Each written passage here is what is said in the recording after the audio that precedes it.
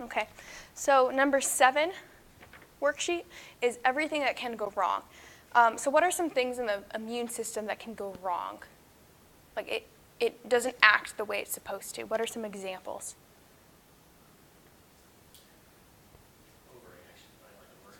Allergic reaction, yeah. What else? What's it? Transplant rejection, yes. What else? Autoimmunity, like when your immune system attacks yourself.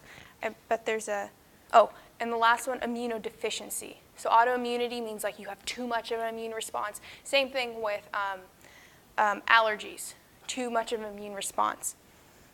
Transplant reaction is kind of like an allergy to like a transplanted organ, or even if you got the wrong blood type, which is awful.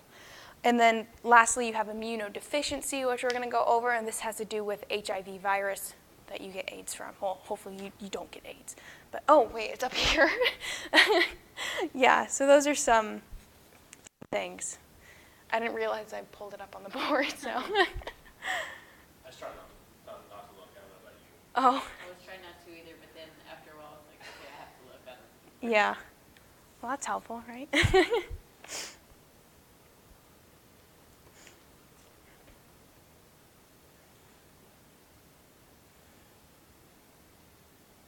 Okay, you got all 4? Yeah. So those are the main ones. So we're going to start out with allergies. Hypersensitivities, so hyper meaning more than. Hyper in Latin means like more. Like if you have more caffeine, you're going to be hyper, more energy. So hypersensitivity means like you have way too much sensitive. A fun fact, so the thing is, your immune system with allergies, because we have clean environments, our immune system is like a bunch of soldiers. They're like, rah, rah. I know you're looking at me because you're actually in the military, but they're like, rah, rah, rah, you know, we're ready to fight. We're ready to like do something. And they come up and they're like, where's the threat? We're like pumped to like kill something, and there's nothing. I don't know if that's the attitude or mentality, but that's just how I see it in my head. So with that, your immune system comes up, there's no threat, and they're like, well, let's beat up this goat. So this poor creature is like pollen. You know, it's not a threat. So in this thing it says, with some people, your immune system overreacts to non-harmful foreign substances. So that's like, let's beat up this goat, you know, such as pollen, peanuts, even gluten. These substances are not harmful to the body. They don't do anything, but your immune system kind of thinks they are. Fun fact, people in third world countries do not have allergies. This is because their immune system is always occupied. This is because when their immune system is always like trying to fight things, they always have something to fight, which is, so people in third world countries get sick a lot more often than we do.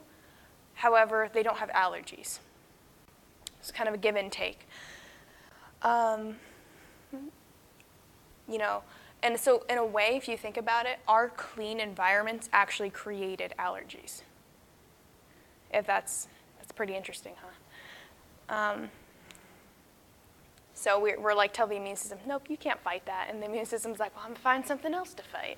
It's like, all right, that's great.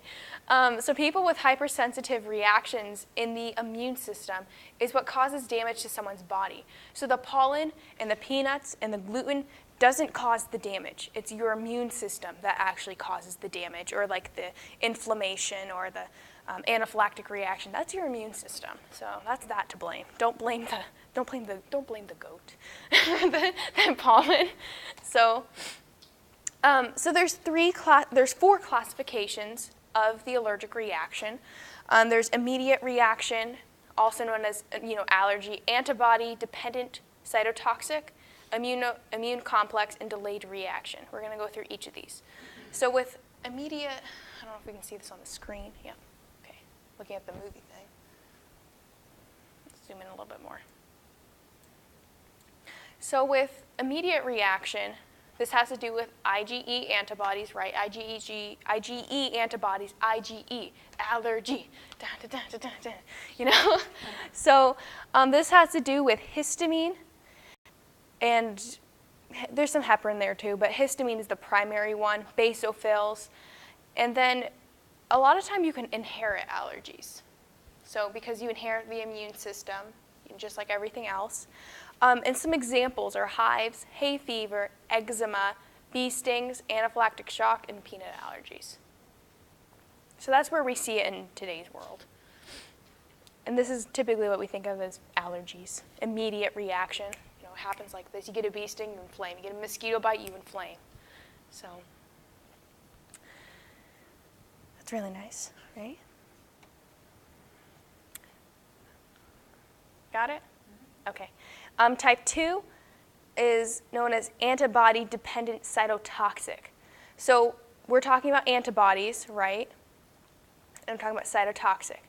So this has to do with your blood transfusion reactions. You get the wrong kind of blood type, your immune response or your immunity reacts to that blood type. So if you're type A blood,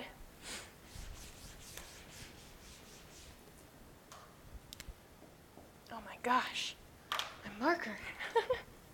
So if you are type A, your red blood cell is going to be A, right? That's going to be the antigen. And your immune system is going to be type B. So someone with type A blood gets a B red blood cell. So red blood cell, it's a B cell. Your immune system is going to attack it. And this is called the transfusion reaction. And this leads to like death. And it's awful. So I don't know. I could go into it, but I'm not going to. So there's that. Basically what happens is your anti-B, this is called anti-B, is going to lyse. It's going to cause this red blood cell to like lyse. It's going to split it open and just make it kind of like rip it apart. It's transfusion reaction. The third type is immune complex. This has some examples are rheumatoid arthritis and lupus. This is when damage to tissues due to complement binding phagocytosis. So there's complement right in there again, right? We talked about complement. It was on that Pacman Ghost thing, a worksheet. Complement binding, phagocytosis, and antigen-antibody complex. Basically, in a nutshell, this is autoimmunity. So immune complex, type 3 allergic reaction, type 3 hypersensitivity is autoimmunity. Your immunity is too reactive. And with autoimmunity, you could have, there's so many, but rheumatoid arthritis and lupus are the main ones. Next, you have delayed reaction. I should have filled some of these in for you guys. And delayed reaction is the activation of T cells in the skin, causes skin eruption and inflammation. So some people can say like, oh, I'm immune to poison ivy. And it's like, well, just you wait, because all in good timing, you're going to have a reaction. Or some people, at first, aren't allergic to cats. Like, for a while, I wasn't allergic to cats. My mom was always allergic to cats. I'm like, sucks for you. And now, since I've been exposed to a cat and like and the dander and everything from the animal, now I'm allergic to cats. And I'm like, oh, this sucks. So it was a delayed reaction. I still had the reaction, but I didn't see it symptomatically, so it was delayed until much later. This can happen with the exposure of skin to allergens, so like with me and cats, poison ivy, deodorants, and cosmetics. So some people also use like makeup, and then over time, at first they're like, wow, this is really great, it really works out, and then you have a reaction, you're like, what went wrong? What happened? That's delayed reaction. So when you notice this, it goes 1, 2, 3, 4, 5, A, B, C, D. You have allergies. That's the first one. The next one is antibodies. Okay? The antibodies on your red blood cell. So it goes A, B, C. The next one, type 3, immune complex. This has to do with autoimmunity. There's your C. And then you have delayed reaction. So that helps you remember which one is which. Nice. A, B, C, D.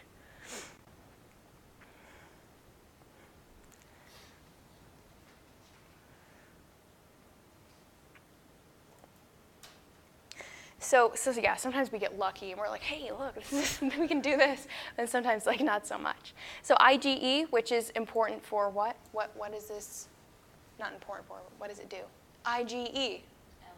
Allergies, yeah. So IgE is an antibody that is activated in immediate reaction allergies. True. Four actions of immediate reaction allergies are vasodilation of blood vessels. Let's see how much I filled this in for you. Increased vascular permeability.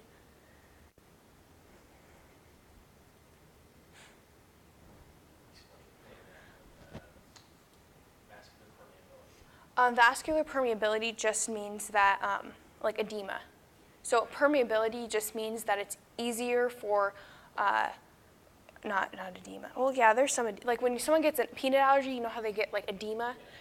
Yeah, they get puffy because their permeability, because the thing is, the idea is, okay, your immune system wants to go into your tissues to attack whatever in there. So what's going to happen is your tissues are going to be like, all right, come on in. There is something inside me. You got to get it out. So your lymphatic fluid and the fluid from your blood are going to go into your tissues and make you puffy because they're trying to increase the amount of white blood cells throughout your body. Does that make sense? So your blood vessels get bigger. Your blood vessels get bigger. They dilate. So that way you can increase the amount of circulating white blood cells. Vascular permeability, you're going to get puffy because all of that fluid is going to go into your tissues because within that fluid are your white blood cells. You're going to have contraction of the bronchial and intestinal smooth muscle. So while your blood vessels get bigger, your airway is going to get smaller and your intestines are also going to get smaller. And that's because, if you smell something or if something's in the air and it's like making you like, your body's going to be like, I don't want to breathe this in. And it's going to like, your airway's going to get smaller. And then you're also going to have increased mucus production because the mucus is what takes things out of, when you breathe in, it takes everything out. So you get all mucusy. So you're puffy, you're mucusy, your blood vessel, you're a hot mess. So with this, when you think in terms of anaphylactic reaction, what is it that kills someone out of all these four things? Are you sure? I guess more of a combination of Yeah. airway and low blood pressure. Yeah. Typically, airway is thought to kill first, and it does. It will. It can kill and inflame. But It depends on where your baseline is for your blood pressure. yeah, it really does depend on baseline. If you got high blood pressure, Yeah, you got room to compensate. that's true. Yeah. No, you're fine. No, that's good though, because you're actually in the field, so you know this. But the thing that really kills, because everyone thinks airway, and that is true. If you have a high blood pressure, typically, it'll, so okay, let's go on. Vasodilation decreases blood pressure, okay? In a normal person like me, I have very regular blood pressure. So actually it's on the lower end. So if I had an anaphylactic reaction, if my blood vessels dilated, there wouldn't be any blood pressure. And if there is no blood pressure, then there's no blood movement. If there's no blood movement going to my brain, then the tissue in my brain aren't getting the oxygen it needs. The tissue in my kidneys aren't getting the oxygen it needs, and then I'll die. So for me, it would be blood pressure. Somebody else, though, who has high blood pressure anyway, what would kill them first would be their closing up of the airway. So does that make sense? It's all bad. You don't want any of it. But so what is it? So for me, if I had low blood pressure, if my blood vessels were dilating, what would prevent me from dying? What is the first thing someone uses when they epinephrine, EpiPen? You get the injection. What does epinephrine do? Constricts it. It increases that blood pressure. So that's why epinephrine is the first thing, because you don't want that blood pressure to decrease too much. And then for the airway, it's like, okay, now we gotta put a tube in you. So, but yeah, that's why, and EpiPens are like super expensive. So it's like, oh God. $350 for a pair. Yeah. Oh my God, is that like one shot? You get a 2-pack. Yeah, well, I'm allergic to bees, so I'm gonna get that every year. oh, yeah, Well, well, what happened like a couple years ago? You remember there's a change, yeah, it the increased. supplier, the EpiPen, it jacked the price way up. Yeah. Well, the thing is it's your life. How much are you going to pay for it? We can charge you as much as we want. You're still going to pay for it. So, Depends on what your copay is for copay. visit. Yeah, that's true too. So, How quick can you get to the ER? yeah. Oh gosh. So yeah, anaphylactic shock is not fun. And shock, whenever you see the word shock, and you'll see, if you're in nursing, you'll see this. Shock means no blood pressure, right? No blood pressure means that your brain's not getting oxygenated. It means the rest of your organs aren't getting oxygenated, which means if they don't get oxygen, they die very, very fast. So anaphylactic shock is acute. Systematic shock is systematic. It goes all over because your blood vessels are all over. And immediate, so anaphylactic shock is acute, systematic, and immediate allergic reaction. So this is the type 1.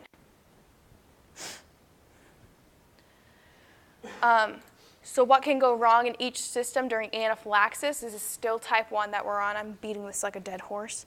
But in the respiratory, smooth muscles contract. They get smaller. This makes it difficult to breathe. In your circulatory system, in your cardiovascular system, you have severe vasodilation. And when that is vasodilated so much, you have circulatory collapse. And that just means it stops working. You know, you don't have blood pressure. And then all your organs just die because they're not getting that oxygen. So it's like, oh, EpiPen to the thigh. Which isn't fun, but it's better than dying, so. Does this make sense, type 1? Good. So that was type 1, and this goes through it. We just talked about this. I mean, you guys know this, so. So again, so that type 1 is more of the common one, so that's why I'm like kind of hitting up on it. The other two, just kind of, we are gonna go through autoimmunity, as well as, shoot, what's the other one? Oh my goodness. Autoimmunity and or blood transfusion stuff. We are gonna hit up on that. But for now, we're going to jump down to the 4th one, which is delayed hypersensitivity. This reactions occur in the skin and is also known as contact dermatitis. So with my sister, she has eczema. Actually, I do think she may have like lupus because sometimes she gets that butterfly rash, but I'm not sure. And my mom has arthritis. So there's something definitely there that's a little bit autoimmune. But delayed hypersensitive reactions occur in the skin. And the reason why she gets those reactions is from her detergents. She keeps getting them because she just gets, she has to keep switching because she reacts to either the fragrance, thank you, or the chemicals. So contact means direct contact, derm means skin, and otitis means inflammation of. So inflammation of your skin due to contact. And this could also be like maybe a latex allergy because over time, we're in nursing, we use those latex gloves. And one day I took the glove off and my hands were like completely broken out. And I was like, what the heck is wrong with me? I was like, this never happened before. It's because I was repeatedly exposing myself to latex. And my instructor was like, oh, well, it looks like you have a little bit of a latex allergy. So I was like, oh, okay. And I didn't notice it until I took my gloves off. And I was like, whoa. My hands are like all red. Yeah, the nothing. Yeah, nitrile. Yeah, that's nice. So delayed hypersensitivity reactions involve all of the below except histamine. Histamine is involved with your allergic response. Delayed hypersensitive reactions include everything else. So I don't know, but this is just I don't know why I put this here, but this is just like a list if you need a quick little reference for what it involves. It involves your macrophages, your cytotoxic T cells, your helper T cells, or T helper cells, I think I tried mixing you up, and cytokines. So.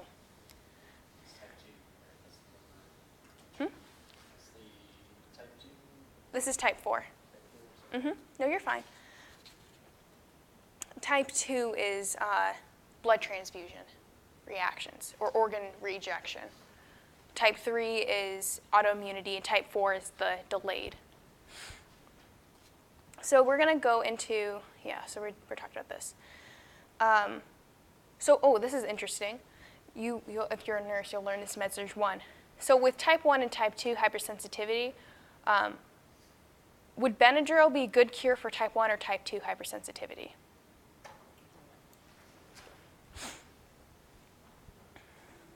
Well, first of all, what is Benadryl? Allergy. It's antihistamine. It goes against the histamines, right? In type 1 allergic reaction, you have histamine produced. You have your basophils produced. You have that anaphylactic, that response.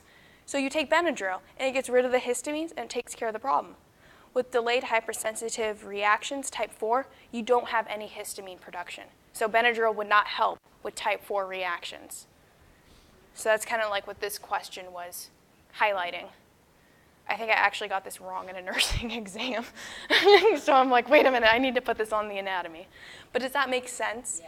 Yeah, so it's pretty neat. Transplant rejection. This is type 3. Or blood rejection. So what are some organs that can be transplanted? Pretty much everything can be transplanted now. And what causes a reaction in the tissue rejection? The donor's organ or the donor's blood. Yeah, it triggers the reaction. And what is the reaction caused by? What actually ends up killing you? The recipient's immune system. If I receive your kidney may trigger the reaction, but it's my immune system that's going to kill me. Okay? That's the thing. It's not your kidney. Your kidney didn't kill me. I killed me. Thank you, immune system. It's trying to protect me. So what happens is if, I took your kidney, my immune system would think, wow, your organ is like foreign, kind of like over here. If I'm type A blood and you're type B blood, and I receive your B blood, my immune system can be like, whoa, this is type B blood. This is not mine. And I'm going to kill it. Because that's just how we attack things. So with transplant rejection, we match the major histocompatibility complex antigen between the donor and the recipient. So MHC, if you see anything about donor and recipient, they have to be the same kind of close genetic material. Their organs have to have the same face or the same identity. That's kind of nice, right? So transplant rejection matching, these are some little definitions. So major histocompatibility complex. This is the inherited pattern of antigens. Antigens are on the surface of your cell. This is like your identity. Only identical twins have the same MHC because identical twins have the same faces. Hey. You know what I mean? Same genetic, everything is the same with them. The next one we have is human leukocyte antigen. This is the MHC pattern on white blood cells. This is used to find a match between a donor and recipient before a transplant. So you have the stuff that's on the surface of an organ or kidney. This is our kidney.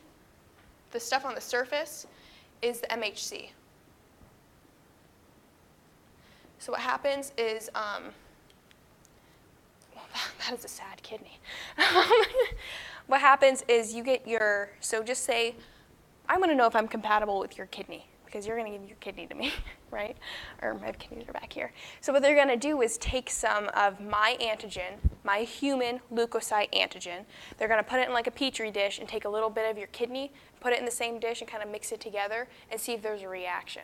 Because I'd rather see the reaction in the petri dish than I would in my body, right? So the human leukocyte antigen, leukocyte means white blood cell. That is a white blood cell that is mixed with the donor's organ or the donor's blood. So I think in blood, you guys, if you mix two different types, it would like agglutinate. Yeah. We just Oh, yeah. Yeah, so that's kind of what it does. But in order to see like what their identities are, you have to look at the human leukocyte antigens, because that's the antigens. The antigens are like my identity on my white blood cells, what my white blood cells will attack. And last, we have immunosuppressive drugs. And these basically, people who get a transplant have to be on immunosuppressive drugs because the thing that kills us is our immune system. If I get your kidney, my immune system will kill me. So I need to have a drug that'll tell my immune system to back off. And immunosuppressive drugs suppresses antibody formation and T cell production.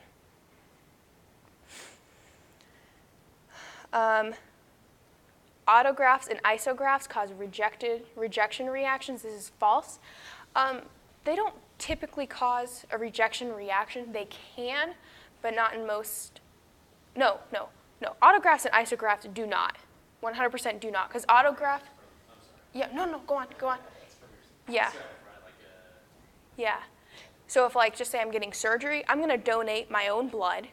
I'm going to go through surgery, so if I need my blood, then they can just pump my blood back into me. No reaction. Isografts come from your twin. So if I had a twin and I needed to donate, blood is something else, but just say you're my twin. I'm sorry, I'm picking on your kidneys. But just say you're my twin, and that's an isograph. If my twin gave me her kidney or his kidney, I wouldn't have a reaction because it's the same genetic material. Yeah. However, allografts and xenografts tend to cause a rejection reaction.